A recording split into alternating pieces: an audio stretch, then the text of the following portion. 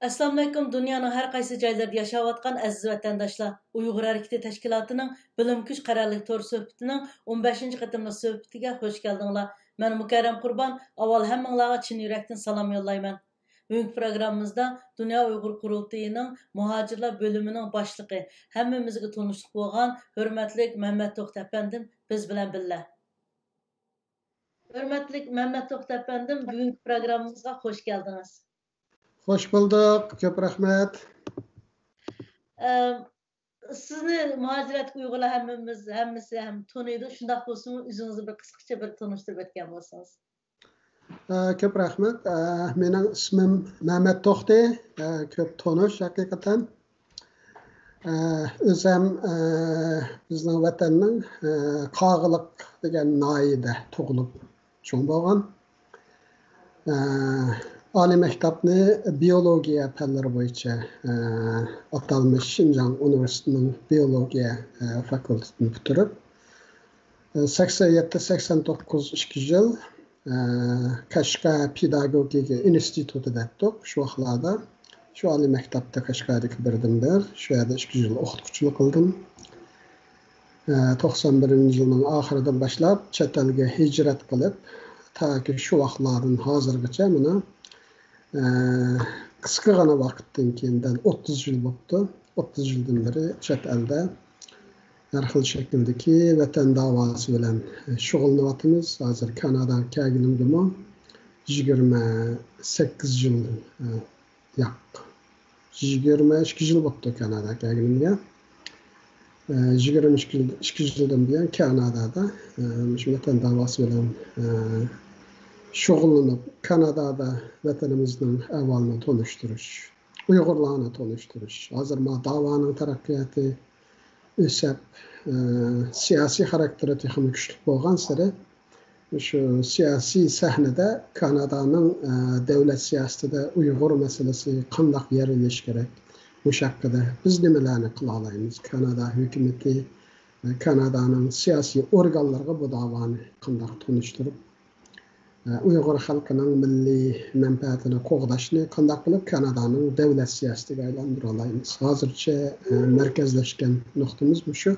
Bu da'voda mush ishlar bilan hozir Ottavada 3 oy bo'ldi Ottavada ishxonachilik qilib, men kasallik sababi bilan ko'chib kelganimga 2 oy bo'lay deb qoldi. Yani bu şu chet elga chiqqandan buyon o'tmay 92-yili 12 ayning 12 kuni Turkiyada birinchi qatimliq Sharqiy Turkiston milliy qurultayi ochildi. Uningda garchi chet elga chiqish tariximiz yangi bo'lsa-mu, shu qurultayda qo'limizdan kelishicha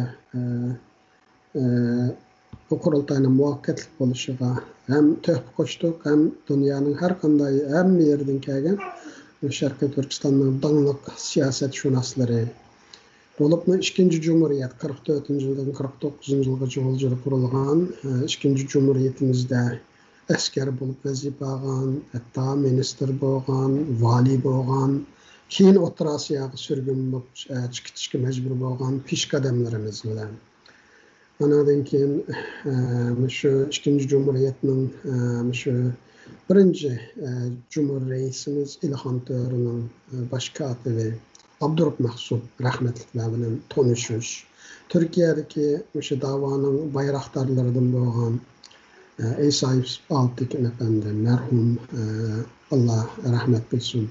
Şular bilen tanışış. Chet eldagi dava bilen tanışış. Şu basqıçlardan bir qor o'tgandan keyin 98-yili Amerika arqali Kanadaga keldim. Kanada kelib shu Kanadada Uyg'ur Kanada jamiyatining qurilishi qo'limizdan kelgancha bu yerda bir ishlash, undan keyin 2004-yili Dunyo Uyg'ur qurultayining qurilishi, u yerda muavin rais bo'lib 2 muddat ishlash. 2010-yili Dunyo Uyg'ur qurultayi tarafidan Yevropa Birligi tayinlangan alayida vakil sifatida Yevropa Birligida 2 yil ishlash. Hozir qilish Belgiyaning Brussel shahrida. Undan keyin Amerikada va undan keyin tekrar Kanadaga qaytib kelib o kemqalğa oquşum tugatgandan keyin yana Uyg'ur davosiga qanday qasd qo'sha olamiz deb yana shu faoliyatlarimiz bir ömür davom qilgan faoliyat hozirgacha davom qilyapti. Alloh ömrimizni bersa eng oxirgi nafsimizgacha xalqimizga nima foydali bo'lsa, xalqimizning joni-jon manfaati nima bo'lsa, shunga bir kishilik hissamni qo'shaman deb o'zimga bergan bir va'dam bor. Janob Alloh shunga nasib etsin. Sizning vatandan ayrılgan günden tatip hazırgacha mushuncha jiq ishlarni qilish jarayonida o'zingizni hozirgi bir saviyaga qanday yetishtirdingiz? Rahmat. Birinchidan Allah'ın naiti bir taleylik kulu deb hisoblayman o'zimni. Chunki qog'liqdek bir yurtda tug'ilganligim, kichigimdilla shu yerdagi yurt mo'tavarlari anadaki qog'liqning bo'libmi 1979-yildan keyin shu butun vatanimiz Sharqiy Turkistonning diniy ta'lim tarbiyadagi markaz bo'lishi, bu yerdagi diniy ustozlarning shu vatanning davosida keyin töhf qo'shgan jiq vatanparvarlarimizni yetishtirishda o'ynagan roli. Shunday qilib qog'liq to'plangan shu vatanparvar dunyamiz Sharqiy Turkistonning ham yerda kelganlar bilan uchrashish fursatim mana shu kichik vaqtimdan boshlangan. Bular bilan bo'lgan do'stligimiz hozirgacha davom qilyapti. Uning eng tipik o'rnigimi shu hozir Turkiyada yashayotgan Abduqodir Yapchanovga 79-yildan boshlab tanishiman. Qog'liqda o'qigan, bizning marhum ustozlar bilan birga turmada yotgan. Endi bu qog'liqda o'qib yetishgan bu qarindoshlarimiz keyin vatanning har xil shu vatan davosida har xil shaklda ko'p hissa qo'shdi. Mening oilamdan cho'ng dadamni Xitoyning turmusida o'libdi ekan, mening dadamni Xitoyning turmusida hayotini shuna o'tkazdi, hayotini oxirlashtirdi. Unda bo'lgandan keyin bizning oilada shunday bir shu vatan millatga bo'lgan bir sadoqat, Xitoy hukumatiga bo'lgan bir o'chmanlik shu oiladan kelib chiqqan. Shundaqla onamning menga tarbiyasi dadam qaraganjiq bo'lgan, dadam ko'proq turmada bo'lgani uchun menga deydigan gap shu edi. Nima qilsang qil bolam, ammo qilgan ishning eng yaxshisini qil. Qog'liqning sharoitida masalan bir tikuvchi bo'lsang, eng yaxshi shu bozordagi eng yaxshi tikuvchi bo'l. yoki nima qilsang qil, eng yaxshisini qil deydigan bir hikmatli bir so'z bor. Men o'rta maktabda mana yaxshi o'qigan, a'lo o'qigan. 82-yil oliy maktab imtihon berganda butun bizning Sharqiy Turkiston bo'yicha 80 ming o'quvchi oliy maktab imtihonida qatnashgan. Shu butun Abdul rayonidagi 80 ming o'quvchining ichida men qog'liq to'plamchilik bir yerdim. Men shu 80 ming o'quvchi qatnashgan shu sonning ichida men 3-chi o'qib ekanman. Yani favqulodda cho'ng natija shu vaqtlardagi gazetlarda 1-chi, 2-chi, 3-chilarni e'lon qilibdi. Mening ismim gazetlarda e'lon qilinganiki o'qituvchilarimiz shunday faxrlanib ketgan. Muhammad o'qituvchining o'qituvchisi bizda u vaqtlarda unda gazetlarda bir odamning Xitoylarning kommunistik tashviqotidan boshqa narsalar bo'lmagandan keyin oliy maktabni yaxshi bitirdim. Kasbni egallab qolmasdan inglizcha o'rganishni shunday yo'q sharoitda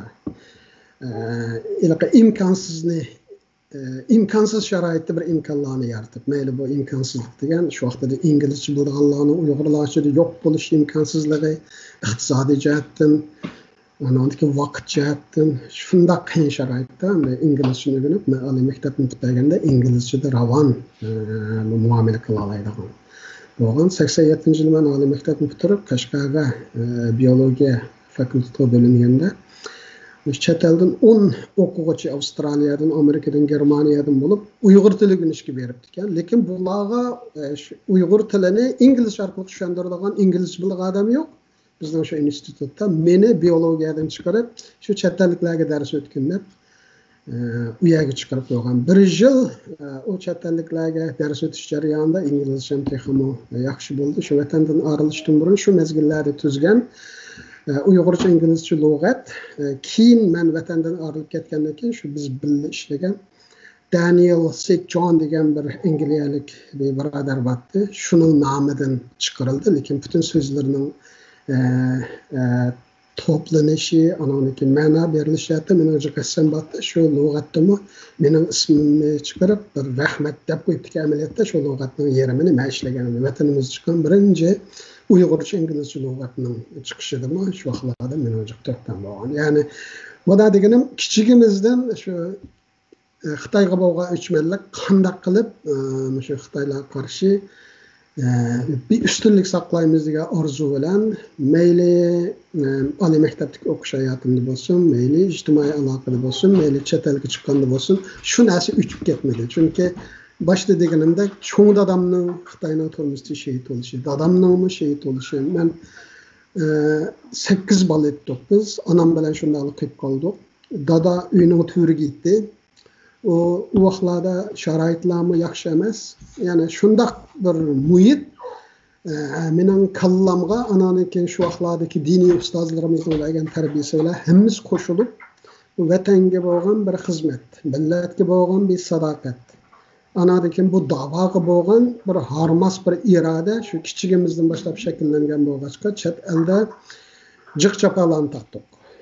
Yalğız Xitayning besim emas, nurg'un japalarni tortdik. Mana hozirgacha shu vatandan ayrilgandan buyon uzak, yaqin hech bir tuqqanimiz bilan ko'rishib boqmadik. 30 yildan buyon Xitoylar hech birisiga ruxsat qilmadi. Buning o'zi hamda inson taqlib bo'lmaydigan bir zulm. Nurg'un adam yel qo'yib o'tdi. Anadaki bizning qarindoshlar orasida bu davoni tushunishmi unchalar yaxshi emas. Yani bu davani qandaqdir yoki vaqirash chaqirash yoki ko'ngildagi gapni davilish deb qaraydi. Buning davlatlar bilan bo'lgan munosabati, xalqlarga qandaq o'ngtish, Uyg'ur deganni bilmagan insonga buni qandaq tushundirish. Nurg'un jihatlarda hamda bizning qarindoshlar buni bilmagani uchun bizning o'nglatish jihatdagi emas, o'nglag'uchining anlamasligi yoki anlamasqa silishi yoki shuncha japa tassaqmi bularning buning ko'ngil bilmasligidan iboratmish reallikni qandaqdir Uyg'ur faoliyatchilar ish qilmoqdi deb bunda qaraydigan avval yig'irdi. Halbuki Uyg'ur faoliyatchilar butun vujudini fidokorlik bilan bu davoni olib keldi. Lekin ta yaqingacha Uyg'ur desak insonlarni qo'lga qo'shaqmatdi. Yani bu dava kılıvatkan qarindoshlarning dava qilishdagi kamchiligidan emas, dunyo miqyosidagi vaziyatning, yani Uyg'urlarga bo'lgan tanishning kamligidan shunday nimetda hozir hamda vatanimizga zulmning eshishi bilan istoshlik qilish ko'paydi. Hozir davoni anglitishmi shunda oson. Lekin hozir bu davo siyosiy nuqta qadam qo'ygani uchun burungi davo anglatganda voy vatanda bo'ldi, bo'ldi deb bundan o'tib ketadi. Hozir u bosqichdan o'tib ketdi. Hozir endi davlatlar Uyg'ur masalasida qanday siyosat tutish kerak deb siyosiy bosqichga kirib ketgan uchun yana bu bizning uchun bir o'rganish fursati. Mushuning hamda tashqi dunyodagi siyosiy iqlimlarning o'zimizga loyiq bir yo'ch ichib davlatlarning Xitoy bilan bo'lgan siyosatda Uyg'ur masalasini nega o'rnashtirib buni qanday shaklda o'tirib qo'yib shularning siyosatini ayrilmas bir parchasi qilish bu endi men hozirdan ham diplomatiya talab qiladigan ham davlatlarning siyosatini bilishni talab qiladigan ham ommaviy munosabat talab qiladigan ham Xitoy bilan shu o'zimiz turayotgan davlatning ortiqchilik, kamchilik, ojizlik, kuchlilik, shu nurg'un tangpongliqlarni bilishni talab qiladigan bir savob bo'lgani uchun müşahatdami endi uzun muddatlik tecrübeden algan siyasi bir açık savaklar hozir endi bizga bir kuch bo'lib shu davoni anlatishda yani bizga yardım bo'lardi. Yani bu o'tmishni eslatishimning sababi qarindoshlarga davon aytib mushaqqatlik bir ish, anadan keyin jiq bedel talab qiladigan bir ish. Bunun da şu sunmaz biz irade, vatanga bo'lgan cheksiz bir sadoqat, millatning istiqboliga bo'lgan bir ishonch va bir fidokorlik ro'yi bo'lmasa ham sunmaz irade. Xitoylarning har xil bisimi, uydagilarning tortadigan har xil qiyinchiliklari, mushuning hammani ko'z oldimizga keltirib turib, shuning ustidan kelmay turib bu davoni bu pardani orqasidan qilolmaydi. O'tirg'i chiqish kerak. Bu Uyg'ur xalqining davosini birinlar qilish kerak. Bütün bedellerini töylep birileri kılış gerek.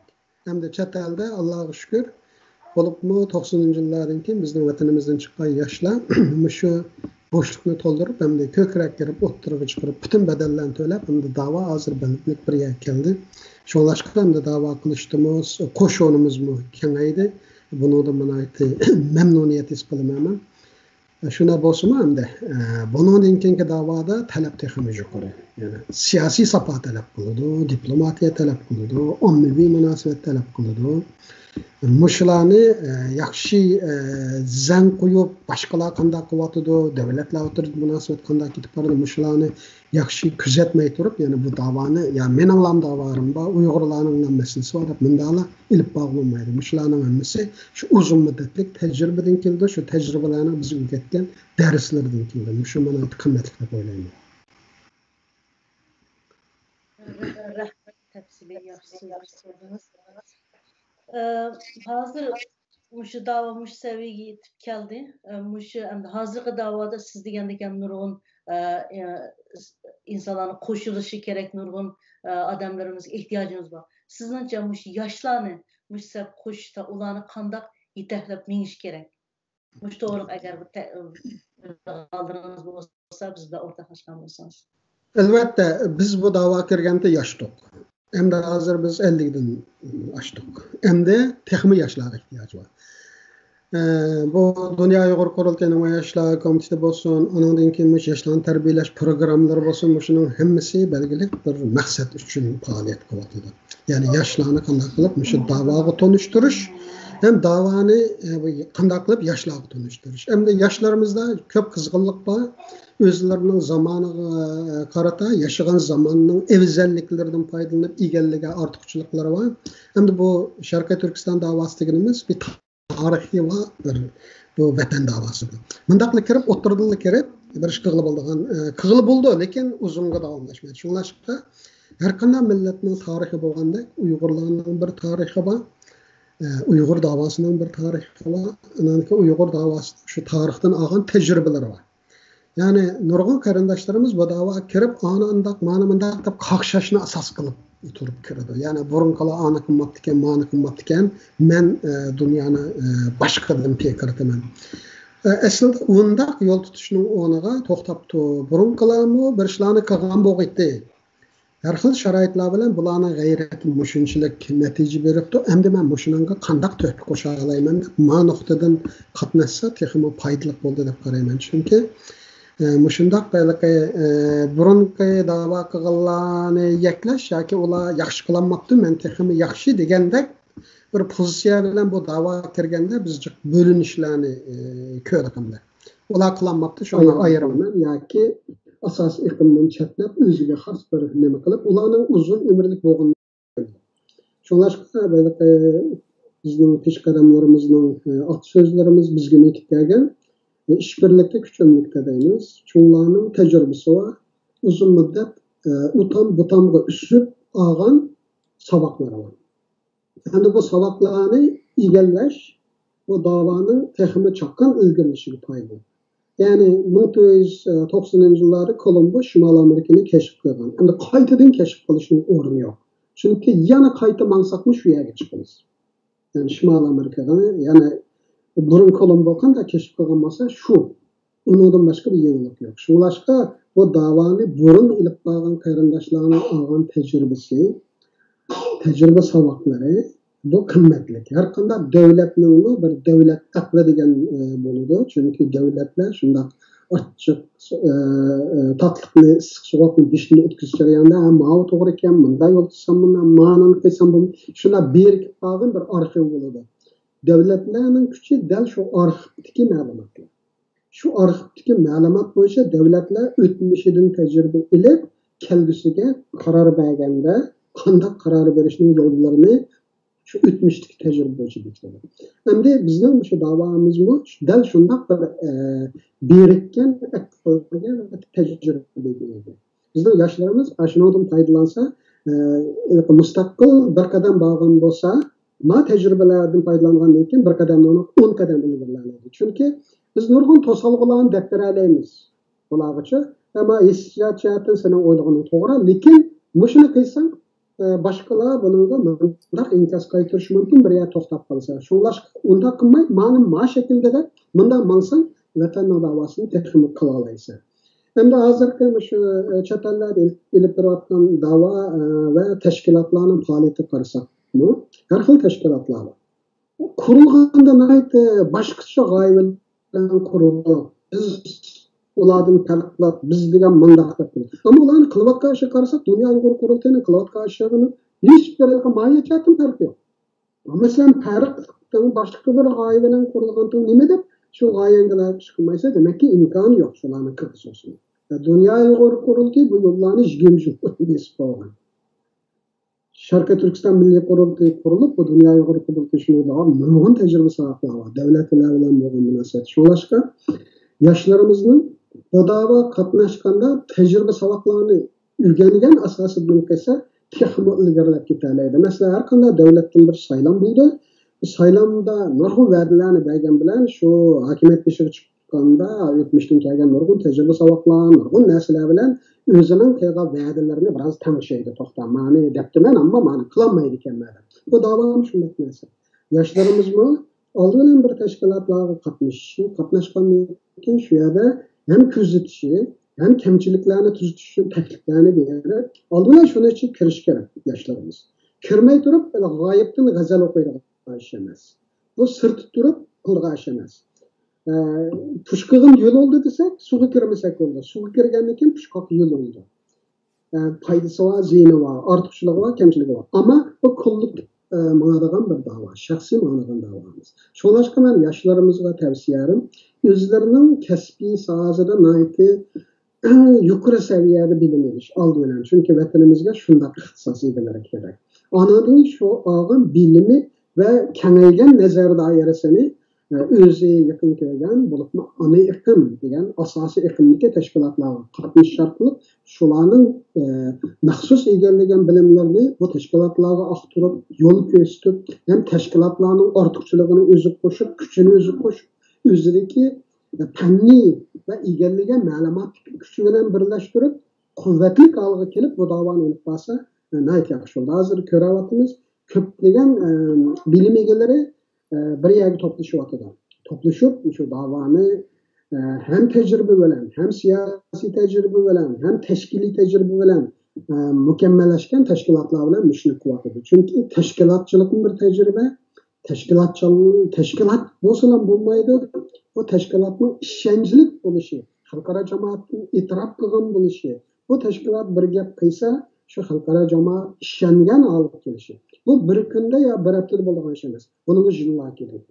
Shunlashqa yoshlarimiz hamda hech bo'lmasa hozir shu qurilgan tashkilotlar bor, ishonchli tashkilotlar bor, asosiy tashkilotlar bor, dunyo uyg'ur qurultayida shular kirib, har qanday odam ishga boshlashdan burun g'arb dunyosida bir praktik qilgan ishlar bor, kirib, kuzatib, o'zi qaysi sohada rolni joriy qildira oladi yoki bu tashkilotlarda qanday bo'shliq bor ekan. Shu bo'shliqni o'zi aqliy iqtidori va bilim kuchi bilan qanday to'ldira oladi. Shunday bo'lsa, hem davaga, yalnız özüge yak teşkilatımız bütün vatan halkının ve halkımızın Şarkı Türkistan davasını dünyada texnik kudretli alıp keltirişte cıktı koşalaydı. Rahmet. Siz Kanada'da 20 yıl oldu kep olduraklaşım yaşayıp etipsiz. Demek siz Toronto'da, izci Toronto'da yaşayıpsınız. Bana yakında bir neçe ay oldu. Siz Toronto'dan Kanada'nın payitahtı Ottawaga köçtünüz. Bu yoqqa köçishga maqsadingiz nima? Tegidan aytganda da'vo. Endi Ottawaga men jiq berib keldim. O'tganda tashqi ishlar ministrligi bir yig'in bo'lganda, eng oxirgi Torontodan bo'lgan safarimda, har qatimliq safarimni men yozib qo'yman. 117-chi qatim safar qildim shu yerga 2 yilda. Bunday aytganda, ya'ni har yili eng az 5-6 qatim safar qildim. Ba'zi vaqtlarda aralıqda Yevropaga ketgan vaqtlarim, Amerika to'g'an mezgillarim, shularni chiqarib aytganda, ya'ni yamanjiq safar bor. Hem aralık berib kelishi 500 kilometr berish, 500 kilometr qaytishlik 1000 kilometrlik. Ya'ni 10 saat şu mashinada ketadi. Yarım saatlik ko'rishish yoki 1 soat uchish uchun shu 10 saatlik yo'lni minib keladigan gap. Buni hozir chiqib keldi. Endi hozir bu Sharqiy Turkiston davosi dunyo miqyosida bo'libmi bir qancha g'arb davlatlarida Bularning Xitoy bilan bo'lgan munosabatlardagi siyosatlarda belgilik rol o'ynaydigan, belgilik qimmatga ega va diqqatga ilishga tegishli muhim bir omil bo'lib qoldi. Endi shunday bir fursat kelgan ekan, siyosiy markaz Ottawa bo'lgan ekan, bu safar qilaverish vaqt isrofchiligi. Buning uchun shu siyosiy markaz, siyosiy poytaxtimiz Ottawa bo'lgani uchun kelib, shu qaror beruvchilar, siyosiy partiyalar, hukumat organlari va boshqalar bilan texmo quyuq burungi munosabatni texmo quyuqlashtirgan asosda shu butun energiyamizni, kuchimizni shu vatan davosini texmo bir qadam yuqori baldoqqa ko'tarish. Buni Kanadaning siyosatining ayrılmaz bir parçası olib keltirish uchun jiqroq to'p qo'sha olayman degan umid bilan keldim. Yana birisi bu Turkiyadan bu Kanadaga yetkazib keladigan qarindoshlarning nimasi bor, xizmati bor. Buningga Toronto turib chiqishdi, lekin Ottawa'da turib yana butun kun bu ishni qilmasak, chunki bu oz son emas. Undaq bir raqatim deb qo'ygan bilan, o ko'rishib qo'ygan bilan bo'ladigan ish emas. Chunki hukumatning nurg'un o'rinlarining tasdiqi kerak. Gerçi Türkiye'de qarindoshlarimiz ahvolda bundan ajab tutmaydi degandek ba'zi sarguzashtlar bo'ldi, lekin Kanadaning sharoitini bilmaydi. Kanadada Uyg'urlarning voy ma bo'lsin deb bo'g'izolaydigan undaq bir siyosiy bir nimamiz yo'q, sonimiz oz. Shunda bo'lsin, o sonimizning ozligiga qaramay Kanadada belgilik siyosiy bir ig'irligimiz ya belgilik bir ta'sirimiz bor. Lekin bu ta'sir shundoq bir og'iz gap bilan lan bu 10 necha ming odamni Kanadaga yetkazib kelgandek undaq kuchda emas. Buning uchun nurg'un tashkilotlarning, nurg'un siyosatchilarning yordami, ya'ni Kanada hukumatini hozir ma'qul keltirgan taqdirdami buningga belgilik vaqt ketdi. Chunki buningga aralashadigan 5-6 ministerlik bor. Ya'ni Moliya ministerligi aralashadi, bular kelgandan keyin bularning chiqimlariga. Yani hükümet onunla Türkçe bütçe dep koydu, rasxodga bu qarindoshlarning o'rinlashtirgan için bir yil avval nima kirgizish kerak. Ona chiqimlarini. Analikin ko'chmanlar ministriga aralashadi, bular nelarga o'rinlashtiramiz. Sahiyya ministriga aralashadi, bu 10 necha ming odamdan salomatlik chiqimi qanchalik? Qaysi o'lkada? Anadan keyin tashqi ishlar ministri aralashadi, bularning viza ishlari va boshqalar uchun. Qatnash ministerligi aralashadi, bularning aeroplan bileti agar ular o'zining belkini olib nimasi bo'lsa. Uningga qo'shilib jamoat xavfsizlik ministriga aralashadi, bularning oqi ko'rinishini tekshirish uchun. Ya'ni shularning hammasi bir yerga kelmay turib, bu qaror chiqmaydi. Chiqqanimi bir ministerlik imzolamasa mangmaydi. Demakki, Turkiya qarindoshlarimiz bu yerdagi ma'noda jarayonlarning murakkabligini tushunmaydi. Yani bunda tizimlab qo'ysak va aytib ketimizda. Shular bo'lsa yaxshi bo'ladi, ammo bu yana sharoitim shu. Undan keyin saylam bo'ldi, hokimiyat o'zgardi, ministerliklar o'zgarib ketdi. Anadan keyin Kanada Xitoy munosabatlari, Kanadaning Mingbanjo degan Huawei'ni boshlig'ini tutgandan keyin texminim bo'lib ketdi. Kanadaning hozir 4 fuqarosiga Xitoy o'lim jazosi berdi. Xitoyni xalq qiladigan bir qadam bo'lsa, yana boshqa fuqarolarga o'lim jazosi beradi deb Kanadada bir qo'rqish shakllandi. Anadan keyin yana Xitoy virus sababli hukumatda bir palajlik shakllandi. Yani nurg'un halqiliq bo'lmagan hamma narsani to'xtatdi. Bu shunday nurg'un omillar bu ishning keyinga so'zilishiga sabab bo'lyapti. Lekin bu ishlar hamda bu qarindoshlarimizning Kanada kelishiga, bu qarindoshlarimizdan o'zimizga bergan bir so'zimiz bor. Qo'limizdan nima kelsa shuni qilib, biz qarindoshlarning va bularning avlodlarining Kanada tarbiyalaydigan shuna imkoniyat yaratish uchun butun g'ayratni qilamiz. Shuni o'rinlashimiz kerak. Qachon bo'ladi o hukumat bilan bo'lgan har xil bisim, kuchimiz u belgilaydi, lekin shu g'oyani amalga oshirish ham birinchi vazifamiz bo'ladi. Shuning uchunmi Ottawa kelib butun kun ishlaydi. Bu maqsadim bor. Rahmat. Ahırda bütün muhacirat Uygurlar yürek sözleriniz olsa deyseniz programmamı ahırlaştırsam. Yürek sözüm şu, hemimizin yüregi cerahat bilen oldu. Birbirimizge teselli verip, birbirimizge müörünü tiklep, birbirimizge yardımcı oluştuğun başka çıkış yolumuz yok. Bu vatan hemimizin şimalıdan Cenab-ı Hak, Garbi'den Şarkı'ya. Vatan davasına ibaret bu mukaddes vazife hemmimizin ada etmiş tutmuştuk. Hem bu dünyalık hem o dünyalık hem milli hem dini vazifemiz, karzımız, borcumuz. Şuңlaşqa qarindaşlarımızdan mening birdan-bir kutadiganim Xitoydan qo'rqmasin, yaratgan Allohdan qo'rqsin. Xitoyning bir hisobi bor, yaratgan Allohning bir hisobi bor.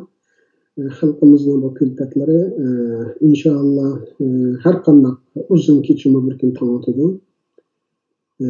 Shu vatan davası kelganda qarindoshlarimiz texmo qo'ldan kelganda kuysin. Vatanimiz qutulmay turib, bizning oilamiz, bizning nimamiz qutulmaydi. Chet ellarda ba'zi qarindoshlarimiz meni ota-onam qutulsalam bo'ladi degan bir nimada his-tuyg'uda bo'lgan qarindoshlarimiz bor. Bu yerda mening ota-onam, sening ota-onang yo'q, hammamizning ota-onasi bor. Mening yurtim, sening yurting yo'q, hammamizning yurti bor, vatani bor. Shuning uchun yana bu biraz siyosiy paran bo'ldi, chunki ko'nglimdan o'tganim shu. Hiç her qanday Uyg'urning vatan davosidan boshqa g'oyasi bo'lmaslik kerak. Mening yurak so'zim shu. Yurga vatan bilan so'qish kerak, nafasni vatan deb elish kerak, vatan deb berish kerak. Bu shunday bo'lganda vatan qo'lga keladi. Butun qarindoshlarning shunday qiyin sharoitda sabrchan bo'lishini, umidni yo'qotmasligini qo'lidan kelishicha bu aziz xalqimizga qanchalik xizmat qilsak arziydi. Bu aziz vatanga qanchalik ter to'ksak arziydi, ajr qilsak arziydi. O'sha arziydigan shu da'vo yo'lida qo'lidan kelishicha g'ayrat qilishini orzu qilaman. Shu mening yurak so'zim. Hürmetlik Mehmet Efendim, bugünkü suhbatga vaqt chiqarib qatnashganingiz uchun ko'pdan ko'p rahmat. Ilimiz sizga bu program uchun aloqa vaqtida bugun bir Yahudilar bilan birga qildigan namoyishni boshlagan kunimizlikdan shundan kelib, aniq bu programmaga birga bo'lganligingiz degansiz ko'pdan ko'p rahmat. Sizning shu butun da'voga kirib, muhojiratga hatta shu vatandikidan boshlab ko'ngil tutgan shu ishlaringizning natijasini inshaalloh ko'rishni nasib qilsin. Shu jarayonda bergan qurbonliklar bütün sizga o'xshash da'vo oldi ketayotgan vatandan ayrilgan hammalarning u dunyoga ketganlari xayr jannat olsun, hayot baxtlari aman bo'lsin. İnşallah vatanimiz patiqin azad bo'lishni nasib qilib, sizning shu Torontoda yaşagan 20 yillik shu hayotingiz, shu Uyg'urlar bilan birga o'tkazgan shu hayotlaringiz, shu turmushlaringizdan voz kechib, Ottawaga gerçi onda icraat olmasın, Ottawaga güzel yani maqsadlar köçtünüz. Şu yerdeki şu işlerinizden mi hemimizin neticelik bo'lishini umid qilaman. Programma kelganiniz uchun ko'pdan ko'p rahmat, omon bo'ling. Sizlarga ko'p rahmat, programmani ko'rishlarga ko'p rahmat va butun Albertadagi shu programma kelgan boshqa qarindoshlarimizni salom, Alloh omon qilsin, güzel kunlarda ko'rishimiz bo'lsin. Alloh rahmat. Rahmat.